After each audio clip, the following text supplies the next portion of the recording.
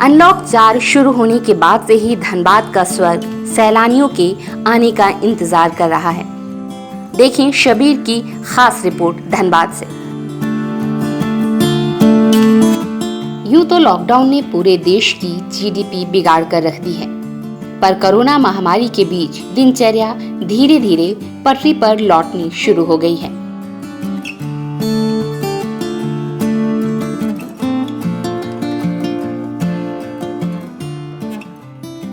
धनबाद का स्वर्ग कहे जाने वाले मैथन डैम अनलॉक 4 के बाद पहले की तरह गुलजार होने को तैयार है।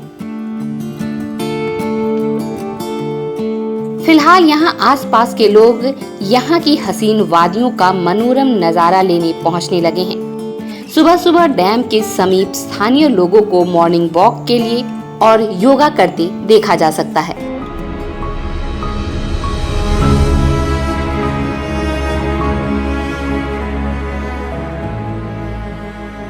पर यहाँ के प्रमुख व्यवसायों में से एक नौका विहार कर अपनी जीविका चलाने वाले अब भी पूरी तरह बेहाल हैं। झारखंड और पश्चिम बंगाल में पड़ने वाले मैथन डैम में लगभग 1000 से ज्यादा नाविक हैं, जो नौका विहार का व्यवसाय कर अपनी जीविका चलाते हैं। नाविकों को लॉकडाउन की वजह से दोहरी मार झेलनी पड़ी है। पानी में खड़े खड़े कई नाव पूरी तरह टूट गए हैं, तो कई अब भी पानी में डूबे हुए हैं।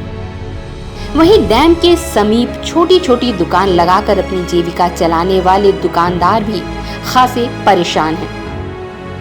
अनलॉक शुरू होने के बाद से ही इन्हें थोड़ी राहत तो जरूर मिली, पर अभी भी इनके माथे पर चिंता की लकीर कम नहीं हुई है। कारण है सैलानी अभी भी नहीं आ रहे हैं। दुकानें तो खुल रही हैं, पर खरीदार नहीं है।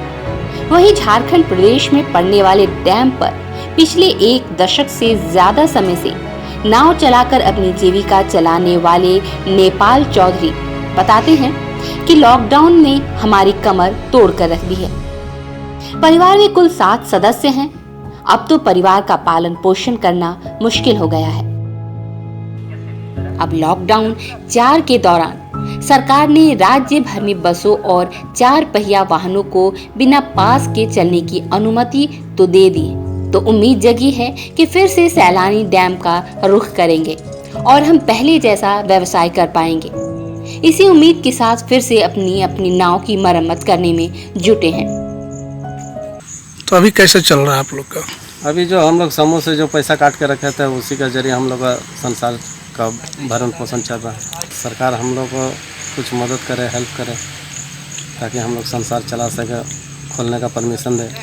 हम लोग का नाव का करीब 9-10 का नाव का परिस्थिति बहुत ख़राब है। वो अभी बनाने के लिए हम लोग को बहुत रुपया का जरूरत है। मोटा मोटी 1.5 से 2 लाख रुपया अभी उसमें खर्चा में आ गया। क्या नुकसान पहुंचा उसमें? नुकसान टूट गया है, फूट गया है। क्यों? आदमी नहीं होने के कारण हवा बड़ा हवा जब चला, लहर चला है, टकरा के टूट गया, फूट गया है। पाटा बहुत सा नाव में चेंज करना पड़ेगा। अनलॉक 4 शुरू हो गया है, पर अब तक सरकार द्वारा नाविकों के लिए किसी प्रकार का दिशा निर्देश नहीं आया है। ऐसे में इनके बीच संशय की स्थिति बनी हुई है। बाकी व्यवसाय की तरह इन्हें भी अपने व्यवसाय को फिर से शुरू करने के लिए सरकार की गाइडलाइन का इंतजार है। लॉकडाउन के कारण बिना मेंटेनेंस हमारी नाव भी क्षतिग्रस्त हो गई। कई नाव बरसात में खड़े खड़े आंधी तूफान के कारण आपस में टकराकर पूरी तरह टूट गए हैं, जिन्हें बनाने में हजारों की लागत लगानी पड़ेगी। पैसे के अभाव में वो ऐसे ही पड़े हैं। ऐसे में सरकार को हमारी मदद के लिए आगे आना चाहिए। तो कैसा दुकानदारी क्या है? कहाँ कुछ आदमी ही नहीं है, बस दिन भर ऐसे ही बैठे रहता है। हम तो रात भर यहीं रहते हैं। मेरा बोर्ड वोर्ड पर देखने पड़ता है कि रात भर हम यहीं रहते हैं। तो अभी आदमी एकदम नहीं आ रहा? एकदम आदमी नहीं। तो लॉकडाउन में कैसे आप लोग का जीवन चल रहा था? कहाँ चल रहा था? दुकान में राशन बोल रहा राशन नहीं देंगे, कर्जा हो गया। तो क्या सरकार देगा हम लोग को? क्या देखेगा सरकार? देखेगा हम लोग को? इतना जनसंख्या है, हम लोग को देखेगा सरकार? मरे ना दो, गरीब आदमी मर जाएगा तो सरकार का अच्छा होगा, राशन देना नहीं पड़ेगा। डैम के ऊपर लगे दर्जनों कॉफी, कोल्ड ड्रिंक, चाउमीन, चाट दुकान वाले बताते हैं कि यहाँ सबसे ज्यादा सैलानी पश्चिम बंगाल से आते हैं। फिलहाल यहाँ बॉर्डर पर बिना पास के प्रवेश करने की अनुमति नहीं है, जिस कारण पश्चिम बंगाल से लोग नहीं आ रहे हैं। सरकार ने लॉकडाउन के दौरान चावल और गेहूं की व्यवस्था तो कर दी, पर जिंदगी जीने के लिए और भी बहुत सारी जरूरी चीजें होती हैं, जिनके लिए पैसे चाहिए होते हैं।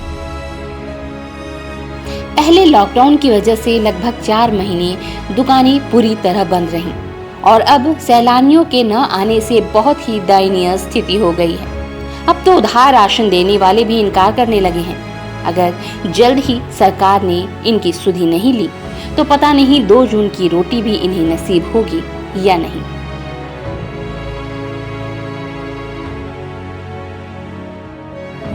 हाँ, चावल तो मिलता है, हम लोग चावल मिलता है। चावल नहीं ना चाहिए खाने के लिए, तो बहुत राशन, तेल, आलू, प्याज, दाल, सब कुछ चाहिए, साबुन, तेल, ये सब भी चाहिए। ये सब चीज़ पैसा लगता है दुकान में। यहाँ तो बैरिकेड किया हुआ है, ई पास लगेगा। यहाँ भी जो भी आदमी आएगा, ई पास जिसका पास होगा वही यहाँ पहुँच सकता है।